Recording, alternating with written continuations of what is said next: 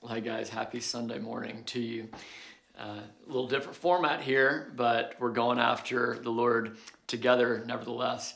I want you to have your tracker card, and I just want you to check in with that as we continue here, as we're growing in God's wisdom, and we're continuing to look at the book of Proverbs. Remember, each week we're looking at the fear of the Lord vision and one radical step we can take. We've gone through the heart, we've looked at money, we've looked at the tongue. I'm about to give you a riddle to guess, so you can guess what our next one is.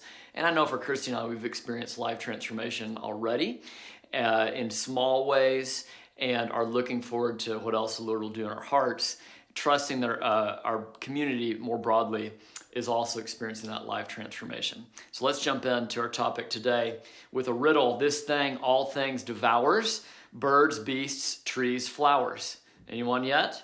Gnaws iron, bites steel, grinds hard stones to meal, slays king, ruins town, and beats high mountain down. If you have the tracker card, you know there are only a few left, and that's right. That was the famous riddle debate between Gollum and forgetting who Gollum was doing a riddle with there, Bilbo Baggins, and the answer is time. And the title today is Consecrating Life's Timetable. To consecrate something means to declare it holy or to make it holy. And what we're looking at today is a few different aspects of Proverbs we're going to touch on with time and how we can consecrate life's timetable.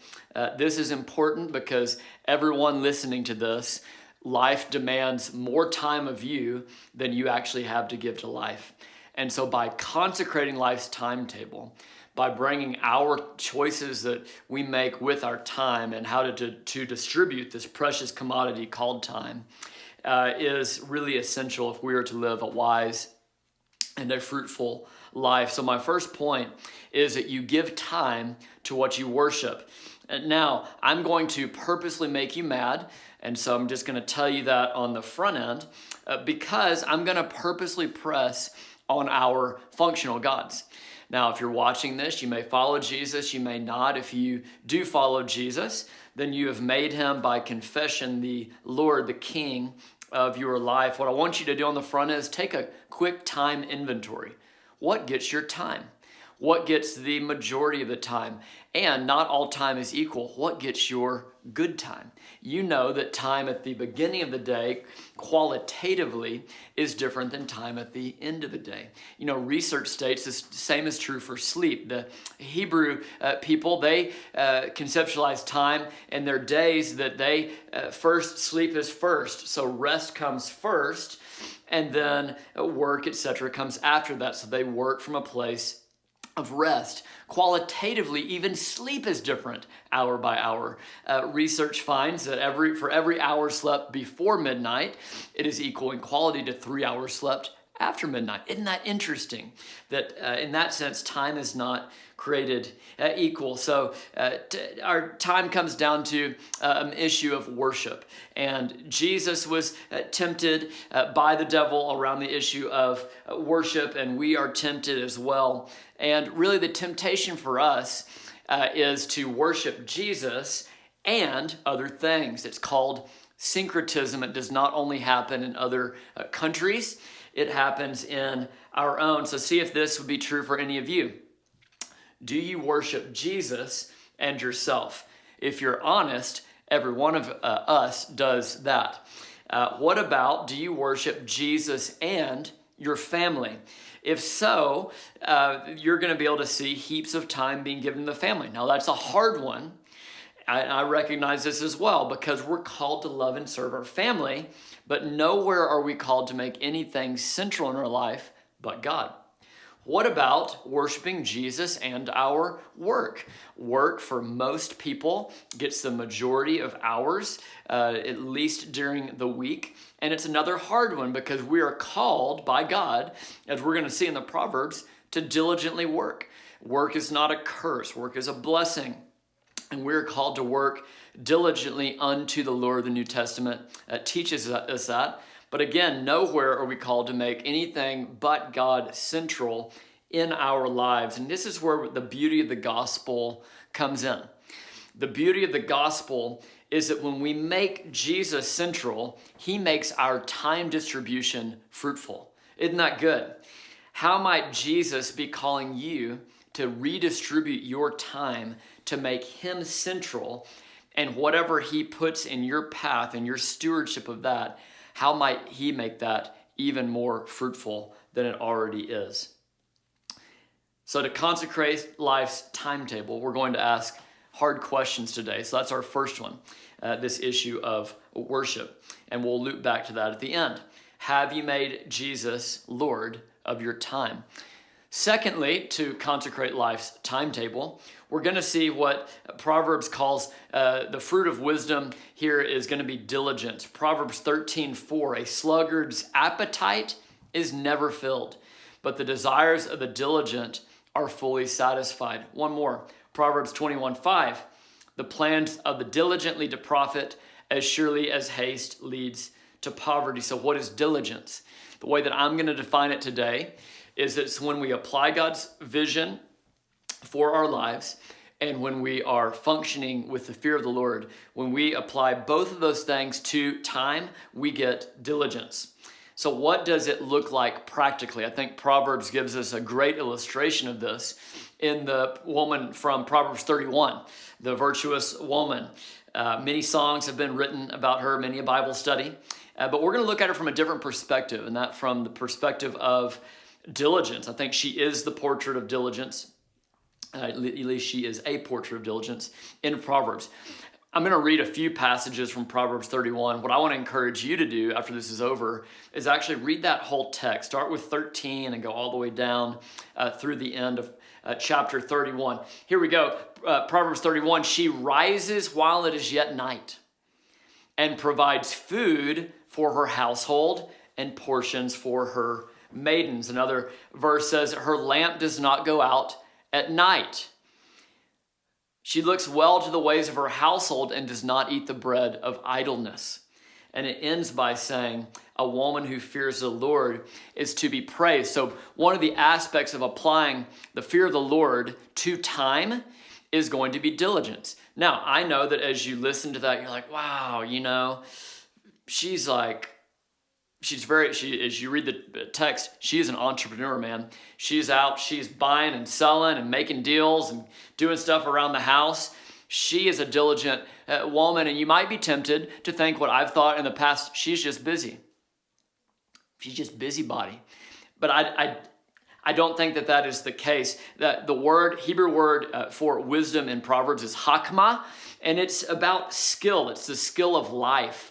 And she is employing the skill of life. And I want to say three things on how diligence looks different from busyness. All of us that are watching this are tempted to be busy, to just be occupied and to try to validate our existence. And God does not call us to be busy. He does call us to be diligent. So diligence comes out of vision, whereas busyness comes out of a lack of vision.